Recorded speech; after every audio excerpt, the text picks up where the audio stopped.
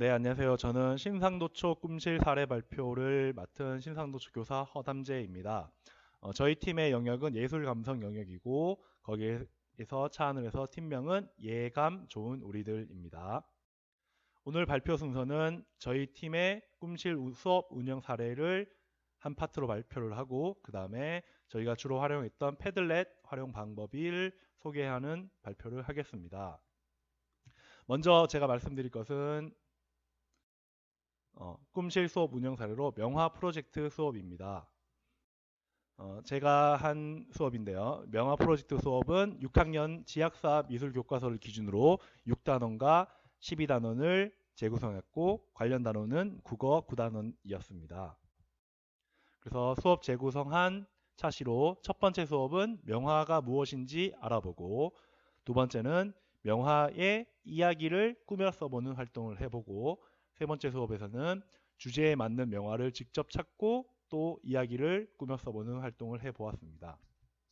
두 번째 수업과 세 번째 수업이 약간 비슷해 보이는데 두 번째 수업은 명화를 교사가 제시를 해주고 학생들은 주어진 명화에 대한 이야기를 썼다면 세 번째 수업에서는 주제가 주어졌는데 그 주제에 맞는 명화를 직접 찾고 또 어울리는 이야기를 썼다는 것에서 약간 두 번째 수업에 비해서 확장된 수업이라고 할 수 있습니다. 먼저 첫 번째 수업입니다. 명화란 무엇인가 명화 알아보기였는데요. 동기유발로 인터넷에 나와 있는 혹은 우리가 알고 있는 다양한 명화들을 영상으로 제작하여서 학생들에게 보여주었습니다. 그리고 그 다음에 명화의 사전적 의미와 초등학생 수준에서의 명화의 의미를 각각 정의해 보았습니다. 첫 시간에 혹은 내가 평소에 알고 있던 명화들을 직접 인터넷이나 다양한 경로에서 찾아보게 한 다음 그 내가 찾은 명화를 패들렛 사이트에 패들렛은 이따가 설명하겠지만 결과 공유 사이트였습니다. 그 사이트에 올려서 친구들과 소통하는 수업으로 구성해 보았습니다. 네, 첫 번째 수업 활동에서 학생들이 찾은 명화를 모아놓은 패들렛 사이트입니다.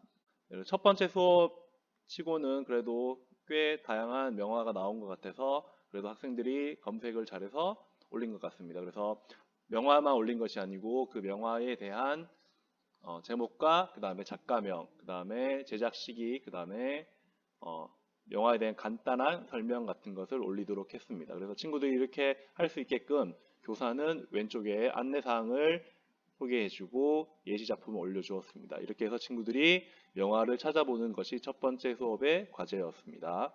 네, 이번에는 두 번째 수업입니다.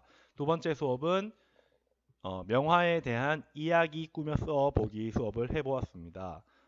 흔히 감상이라고 하면은 어떤 전문적인 지식이나 혹은 미술에 대한 조예가 깊어야지만 하는 것으로 학생들이 생각하기 쉬운데 그러한 것들을 다 내려두고 단순히 어떤 명화를 보고 거기에 어울리는 이야기를 자유롭게 꾸며 써보도록 하는 것이 이 수업의 어떤 핵심이었거든요. 그래서 학생들이 소개했던 내용인데요. 김홍도의 농갈기라는 작품인데요. 이 작품에 대해서 색채가 어떻다. 그럼 시대적인 상황은 농민들이 어떻게 하고 있다. 이런 것들을 다 내려두고 그냥 여기 등장 인물의 입장에서 이야기를 써보는 것을 제가 예시 작품으로 올렸습니다. 더 나아가서 인간이 아닌 소의 입장에서 힘써라 어디 소를 의심해 소개팅하러 돼. 뭐 이렇게 유치하지만 학생들한테 좀 더 이렇게 작품을 이야기를 써볼 수도 있겠구나라는 것을 보여주기 위해서 이러한 예시 자료를 주었습니다. 이렇게 그래서 제가 총 8가지의 명화를 미리 제시해 두었습니다. 위쪽에. 그리고 밑에 거는 학생들의 결과로 쓴 것이고요. 그 다음에 제가 명화에 대한 참고 설명 링크를 모두 다 미리 준비해 주었습니다. 그리고 학생들은 위에 제시된 8가지 명화 중 내가 이야기를 꾸며 써보고 싶은 명화를 한 가지 선택하고 그 아래쪽으로 이렇게 이야기를 써보도록 수업을 진행해 보았습니다. 그래서 이야기 혹은 대화체를 가장 많이 쓰더라고요. 나름대로의 독특한 생각이 많았고 읽으면서 재밌게 웃은 그런 결과물도 있었습니다. 네, 이렇게 첫 번째, 두 번째 수업이 끝나고 세 번째 수업에서는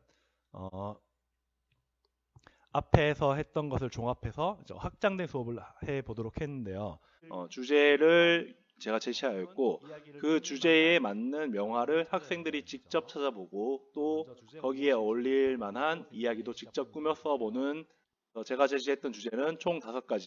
학생들이 굉장히 생소해할 것 같아서 제가 예시를 들어주었습니다. 이거는 제가 찾은 예시입니다. 그래서 바닷가에서 두 소녀가 있는 모습인데 이렇게 줄글로 한번 제가 예시를 들어주었습니다. 그래서 여름날이라는 주제에 맞는 명화를 제가 찾았고 학생들이 찾아야겠죠. 그 다음에 거기에 어울리는 이야기를 꾸며 쓰는 것을 안내해 주었습니다. 저는 몬드리안의 작품을 가지고 이렇게 시로 한번 나타내 보았습니다.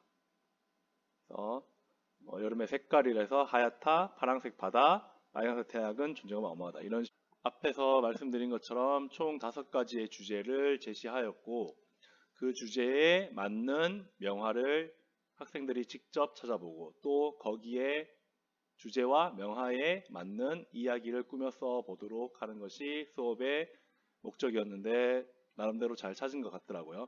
그래서 이렇게 명화도 직접 학생들이 찾고 거기에 어울리는 이야기도 잘 꾸며 썼습니다. 이런 형식으로 패들렛에서 친구들이 주제에 맞는 명화를 찾고 이야기를 꾸며 쓰기를 한 모습입니다. 네, 여기까지가 이제 제가 했던 명화 프로젝트 수업 3가지 수업이었고요. 앞으로 저는 이 앞에서 했던 명화 수업을 토대로 학생들이 팀을 이뤄서 명화 이야기 이어가기 혹은 명화 패러디 해보기 활동 등을 다음번 수업에서 좀 더 할 예정입니다. 그리고 다른 팀원 수업 사례도 이런 활동도 저희 팀이 하고 있다는 정도로만 소개해 드리겠습니다. 먼저 음악과 붐메이커 연주 활동, 그리고 국어과 책 소개 활동입니다. 음악과 수업이고 현재 코로나로 악기 연주가 굉장히 제한된 시기잖아요. 그래서 뭐 관악기 같은 거는 못하게 되는데 이거는 타악기이기 때문에 악기를 소독하고 해서 수업을 하고 있습니다. 그래서 붐메이커라는 것이 내가 연주하는 것과 다른 친구들이 연주하는 음이 다르기 때문에 한 곡을 연주하면 자연스럽게 협력 활동이 되는 그런 악기인 것 같습니다. 수업 장면 일부분 보여드릴게요. 처음부터 여기까지 할게요.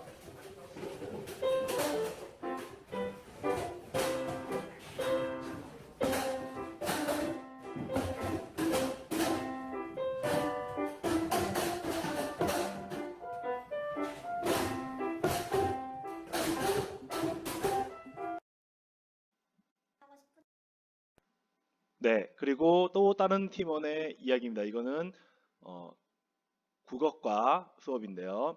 자기가 읽은 책을 바탕으로 흔히들 많이 하는 활동이긴 한데 책을 읽고 책 속에서 인상 깊은 장면으로 책 표지를 꾸며보는 활동을 하고 그 다음에 거기서 그치는 것이 아니고 자신이 꾸민 책 표지를 바탕으로 다시 그거를 친구들에게 소개하는 영상을 찍어서 온라인상에 올려서 친구들과 공유하는 수업인데 영상을 함께 보시겠습니다.